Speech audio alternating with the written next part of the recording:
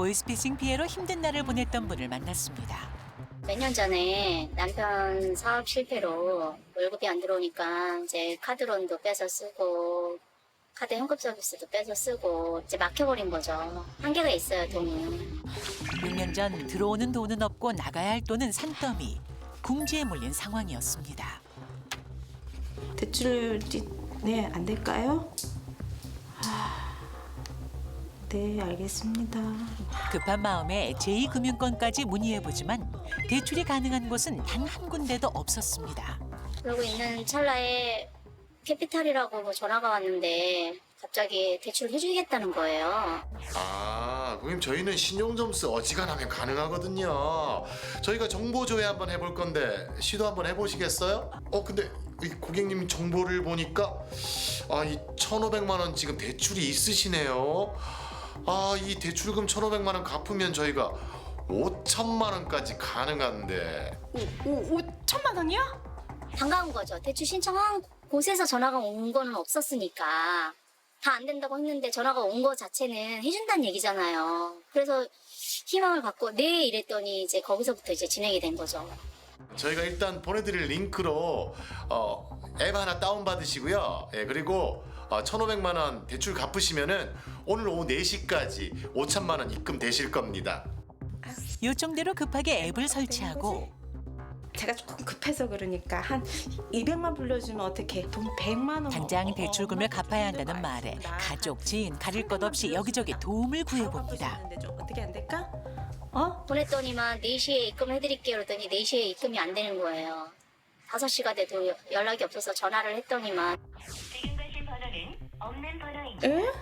연락이 되지 않자 불안한 마음은 커지는데요. 아직 입금이 안 돼서 전화 드렸어요. 저기 고객님 조회 건으로는 그 대출 신청권이 없는데요? 네, 없다고요? 은행에서 사모님 앱을 까셨냐고 앱을 지우라고 제가 전화했을 때 캐피탈은 그 사람들이 땡겨서 받았던 거예요. 단 하루 만에 이루어진 일. 그날의 기억을 영원히 잊을 수 없습니다. 그거는 머리가 멍청해서 당하는 게 아니라 절박해서 당하는 거예요. 절박해서. 정말 자기가 죄를 지었거나 자기가 무슨 벌금을 안 냈거나 이러면 당황할 수밖에 없잖아요. 그러니까 누구나 다 당하게 돼 있어요. 정말 속상합니다. 네. 간절한 마음을 교묘히 이용해서 너무하다는 생각도 네. 들고요. 근데 이런 경우가 누구에게나 발생할 수 있기 때문에 각별히 주의를 해야겠어요, 경위님. 네, 맞습니다. 이런 저금리 대출, 내가 이미 대출을 받고 있는데 지금 이윤보다 더 저렴한 게 나오면 우리가 혹하죠. 그럼 또 우리 이게 대출이라는 것은 지금 돈이 풍족한 사람이 받기보다는 돈이 부족할 때 받게 되는데 진짜 절박한 마음에 있는데 이런 문자를 받거나 이런 카카오톡 메시지를 받으면 우리는 그 링크를 누르게 됩니다. 그리고 최근에는 혼자 단독 범행으로 범행을 이루는 것이 아니라 여러 명의 범죄자가 한 사람한테 전화를 계속 피해자에게 전화를 하기 때문에 피해자가 처음에는 의심을 하는 듯 하다가도 나중에는 결국 100% 믿게 되는 경우가 많습니다. 네. 이게 정말 이렇게 굉장히 절박한 사람 입장에서는 누군가 조금 도와준다고 하면 특히 이제 대출받기도 어려운 사정에 있는 분들이 대출을 해준다고 하면 그게 마치 동아줄이 하늘에서 내려온 것 같은 느낌이 드는데 맞아요. 그게 썩은 동아줄입니다. 그래서 정말 그 줄을 잡으시면 안 되고요. 실제 사례에서 굉장히 자금에 어려움을 겪고 있는데 저금리로 대출을 4,500만 원을 해주겠다. 이게 하고 그런데 이거를 빌려주려면 먼저 수수료가 있어야 되니까 그 수수료를 입금해라 이런 거예요. 그래서 그 돈을 받기 위해서 수수료를 15%를 입금을 했습니다. 그래서 결국에는 그게 이제 보이스피싱을 당한 건데요. 이 수수료를 받아 가로채는 것이 목적인 거죠. 그래서 이런 경우에 이제 정말 명심해야 될 게 대출을 하기 위해서 수수료를 먼저 받아가는 입금하는 그런 회사는 없다. 이렇게 생각을 하셔야 될 것 같습니다. 아니 그런데 그 정말 궁금한 게 URL 그 인터넷 앱을 누르면 안 된다. 그 링크를 누르면 안 된다고 하셨잖아요. 그 누르는 순간 바로 악성 앱이 깔린다면서요. 그럼 악성 앱이 깔리면 어떻게 뭐 속수무책으로 당해야만 되는 건가요? 아닙니다. 만약에 대부분은 모르신 악성 앱이 깔렸다는 사실을 모르는 경우가 많은데 그 사실을 알게 되면은 일단 통신을 차단하는 게 급선무입니다. 대부분 그 악성 앱에 원격 조정 어플을 깔아서 내가 휴대폰을 갖고 있지만 범죄자가 내 맘대로 그 휴대폰을 조종하는 경우가 많은데 통신 차단을 위해 비행기 모드로 전환하는 것이 급선무입니다. 아니 그 비행기를 안 탔는데 비행기 모드가 돼요? 됩니다. 돼요. 아니, 휴대전화에 비행기 그림 누르면 되는 거 난 그 아니에요? 비행기 탈 때만 하는 건 줄 알고. 네. 아니, 그럼 휴대폰 혹시 뭐 꺼두는 것도 비슷한 효과가 네, 있나요? 비슷한 효과가 있습니다. 그러니까 내가 이것을 깔았다는 것을 인지하는 시간이 중요한데요. 그것을 인지하는 순간 빨리 비행기 모드로 전환하거나 휴대폰을 빨리 꺼두는 것이 좋습니다. 그리고 이전 영상에서 이렇게 막 문자가 막 나가고 이렇게 돈이 인출되고 있었었잖아요. 그럼 그때라도 비행기 모드를 누르면 좀 피해가 줄어들겠네요. 그렇죠, 맞습니다. 그 요즘 뭐 악성 앱 발견하는 그런 앱도 있던데 그런 거를 깔았다가 쓰는 방법도 우리 아나운서님 가능해요? 진짜 좋은 질문 주셨는데요. 맞습니다. 시티즌 코난이라든가 피싱 아이즈라는 어플을 통해 내 휴대폰이 악성 앱이 깔렸는지 확인할 수 있고요. 그거 검사를 시작하고 악성 앱이 현출되면 바로 삭제 기능도 있으니 많이 사용하셨으면 좋겠습니다. 네. 자, 일단은 떨리는 손으로 비행기 모드로 바꾸거나 껐어요. 그렇게 두면 안 되잖아요. 그 다음에 뭘 어떻게 해야 되는 거예요? 네. 네, 계좌에서 돈이 빠져나간 것을 막기 위해서 본인 계좌에 대해서 일괄 지급 정지 신청을 해야 합니다. 온라인과 오프라인으로 모두 신청이 가능하고요. 네. 일단 거래하시는 은행, 고객센터에 전화를 하셔서 신청하는 방법이 가장 빠릅니다. 예전에는 은행마다 모두 이제 전화를 해서 돈이 빠져나가지 않도록 지급 정지 신청을 했는데요. 현재는 절차가 바뀌어서 은행 한 군데만 전화를 하셔도 내 계좌 전체에 대해서 일괄 지급 정지를 신청하실 수 있습니다. 네. 그러니까 은행 전화 거셔서 일괄 지급 정지 신청합니다라는 이 말도 기억 안 나실 거예요. 당황하시니까. 그러니까 그 전화 한 통이면 다른 은행에 있는 내 계좌도 다 막을 수 있다던데 막아주세요. 이렇게 표현을 하시면 좋을 것 같은데 이렇게 빨리 신청하면 돈 한 푼도 안 나가게 딱 막을 수 있나요? 궁금해요.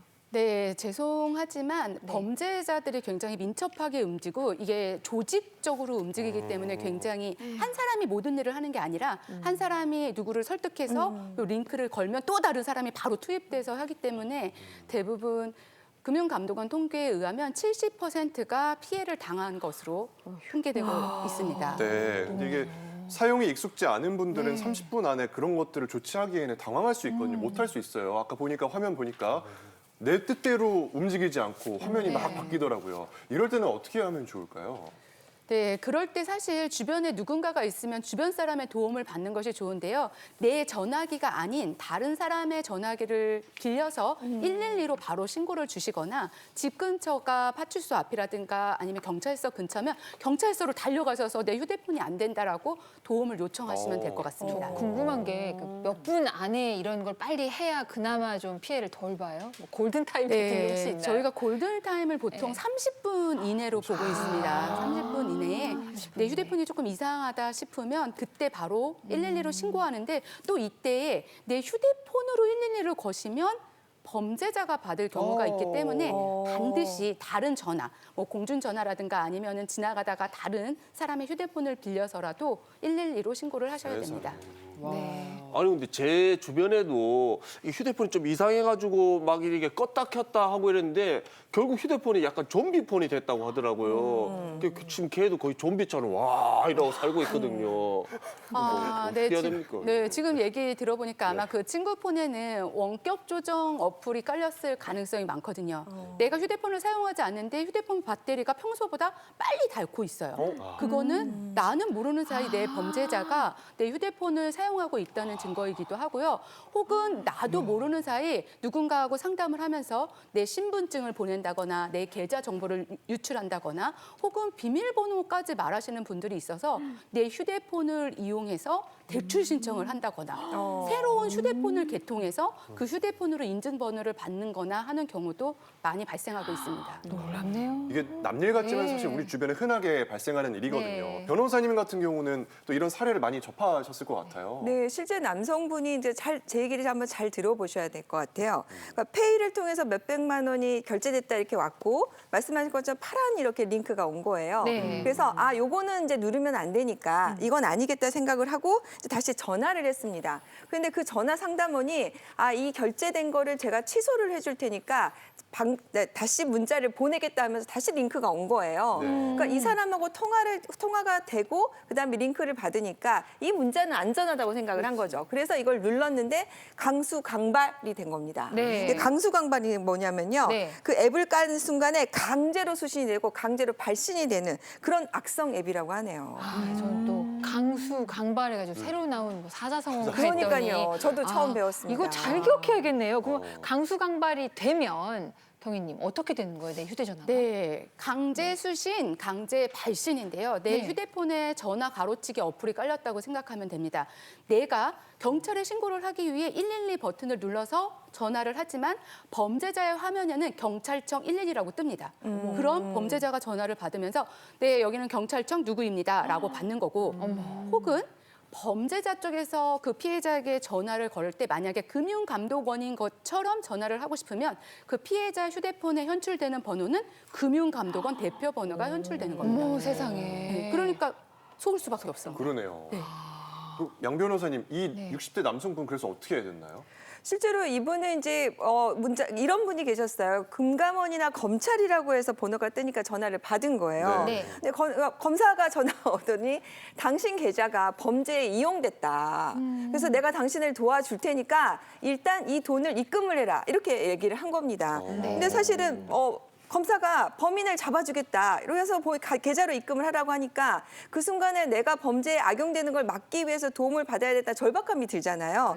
그래서 여기에 대해서 좀 생각을 해봐야 되는데 입금을 한 거예요. 근데 대한민국 검사가 사실 그렇게 입금해라고 잘 안 하지 않습니까? 네. 너무 좀 멍청했나? 그러니까 이게 사실은 이제 검사라고 한다면 보통 우리가 살면서 잘 안 만나게 되는 사람이잖아요. 그렇죠. 근데 그런 사람이 저 위에 있는 사람이 나를 위해서 도와준다고 하니까 그 순간에 깜빡 속게 되는 건데요. 실제 피해자들의 얘기를 들어보면은 나도 지금 생각을 해보면 내가 왜 속았는지 모르겠다. 그 순간은 그렇게 되더라라고 많이 얘기를 하시는데 이게 일반인만 그런 게 아니고요. 심지어 국내 의사 한 분이 2년 전에 이런 비슷한 방법으로 41억 원의 피해를 봤다는 기사까지 있었어요. 저 그 뉴스 봤던 네. 기억이 납니다. 근데 정말 이런 사건들 너무 교묘해져가지고 피해가기가 참 어렵겠다는 생각이 들어요. 정신 바짝 차려야겠다 생각이 드는데 네. 이 보이스피싱 하는 사람들 잡혔다는 뉴스가 나오면 너무 좋더라고요. 근데 잡기가 힘들다는 얘기도 들었고요. 네. 근데 잡히면 어떤 네. 처벌을 받게 되는지 궁금합니다. 일단 잡히게 되면은 처벌 규정은 많이 있습니다. 형법도 있고요. 전자금융거래법도 있고요.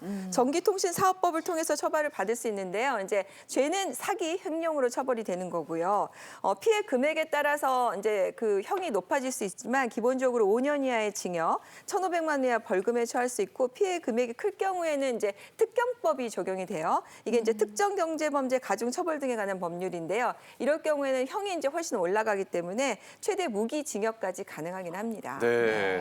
왜 몇 년 전에 그 전국의 김미영 씨들을 좀 긴장하게 했던, 억울하게 네. 했던 네. 전설의 김미영 팀장 사기 사건 있었잖아요. 맞아요. 그러게요. 그 보이스피싱 조직책이 검거가 돼서 이슈가 됐었는데 그때 피해액이 상당했었죠. 네, 김미영 씨로부터 메일을 안 받아보신 분이 없을 거예요. 전 국민적으로. 저희 연수원 동기에 김미영 변호사가 있어가지고 정말 곤란했던 경험이 저희 있는데요. 회사에도 김미영 씨 몇 명 있어요. 이게 정말 네. 조직적으로 해서 얼마 전에 이제 필리핀에서 거점을 두고 이제 활동을 했던 거고 정말 피해 이는 수백 명이고요. 피해 금액도 수백억이었는데 결국 걸렸습니다. 다 이제 총괄적으로 구속이 됐는데 김미영 팀장의 정체가 여자가 아니라 남자였다고 하더라고요. 그런데 더 놀라운 것은 정직 경찰이었대요. 맞아요. 네, 정말. 네. 그러니까 본인이 그동안 배운 수법을 이걸 활용한 걸로 보이는 거죠. 진짜 나쁘다. 형이 가볍지 않았는데요. 사실은 이제 그런 생각이 들어요. 우리가 원하는 건 그 사람 처벌도 처벌이지만 내 돈을 돌려받는 게 원하잖아요. 근데 이미 다 돈을 써버리고 없기 때문에 이 피해 보상을 받을 길이 없다는 것이 참 가슴 아픈 일입니다. 네, 이게 보이스피싱 조직원 하면은 막 무섭고 왠지 막 멀리 있는 것 같잖아요. 그런데 실제로 그냥 평범한 우리 주변 사람들이 그러니까 문자나 뭐 아르바이트 공고 이런 거 보고서는 올겨울에 이제 그 수거책이 되는 경우도 있다고 하더라고요. 이렇게 막 아르바이트인 줄 알고 단순 가담인 줄 알고 뭔가를 하게 돼도 이거 안 되는 거죠, 경위님? 그렇죠. 네. 일단 이렇게 보이스피싱범의 수거책, 단순 가담을 하게 되더라도 처벌을 피할 수는 없습니다. 대부분 고액 알바를 인해서 처음에는 모르고 시작했다가 정말 이게 돈이 되니까 계속하는 경우가 많은데요. 이렇게 될 경우 3년 이하의 징역이나 2천만 원 이하의 벌금에 처할 수 있고요.